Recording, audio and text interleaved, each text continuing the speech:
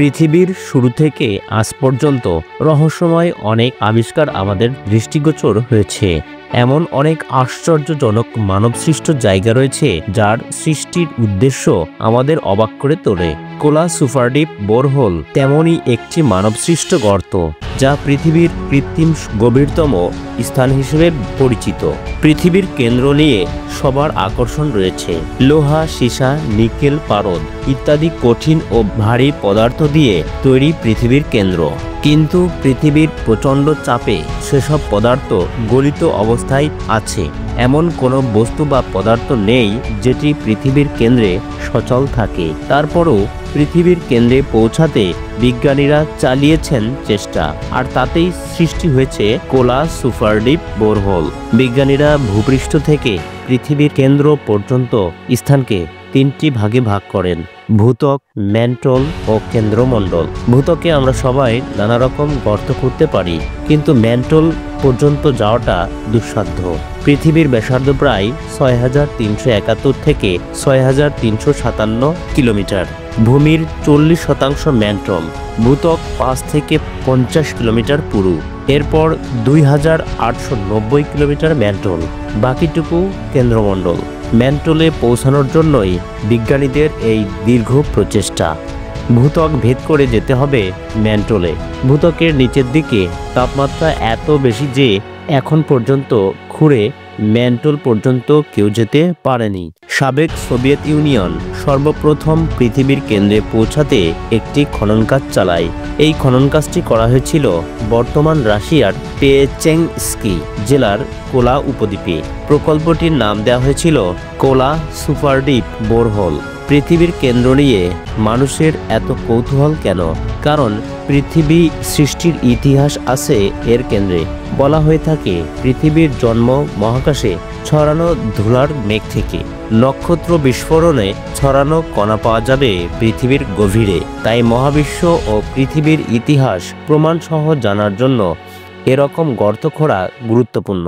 ভূমিকম্প, আগ্নেয়গিরি ইত্যাদির ব্যাপারেও জানা যাবে বিস্তারিত। ১৯৭০ সালের ২৪ মে কোলা উপদ্বীপে খনন কাজ শুরু হয়। উদ্দেশ্য ১৫,০০০ মিটার খনন করা। ১৯৮৩ সালে কোলা সুপারডিপ বোরহোলের খনন কাজ ১২,০০০ মিটার পর্যন্ত করা হয় এবং ১ বছরের জন্য বন্ধ রাখা হয় এটি উদযাপনের জন্য। এরপর ২৭ সেপ্টেম্বর ১৯৮৪ সালে ১২,০৬৬ মিটার খননের পর হঠাৎ করেই ৫,০০০ মিটার সেকশনের ড্রিলিং স্ট্রিংটি কূপের মধ্যে পড়ে যাওয়ায় কূপের রাস্তা বন্ধ হয়ে যায়, আর এজন্য পরবর্তীতে ৭,০০০ মিটার থেকে আবার খনন করতে হয়েছিল। ১৯৮৯ সাল পর্যন্ত গর্তটি ১২,২৬২ মিটার পর্যন্ত খনন করা হয়। খননের গভীরতা বাড়ার সাথে সাথে পৃথিবীর কেন্দ্রের দিকে ক্রমশ তাপমাত্রা বাড়তে থাকে, যার ফলে ১২,২৬২ মিটার গভীরের বেশি খনন করা সম্ভব হয়নি। কারণ ১৫,০০০ মিটার পর্যন্ত খনন করতে প্রায় ৩০০ ডিগ্রি সেলসিয়াস তাপমাত্রা মোকাবেলা করতে হতো, যেখানে ড্রিলিং বিট অচল হয়ে যেত। অবশেষে ১৯৯২ সালে খনন কাজটি বন্ধ হয়ে যায়। এর এক যুগ পর পরিত্যক্ত হয়েছে জায়গাটি। ধীরে ধীরে সময়ের স্রোতে ভরাট হয়ে গেছে এর অনেক অংশ। গর্তটির ব্যাস মাত্র ৯ ইঞ্চি, গভীরে ১২.২৬২ কিলোমিটার।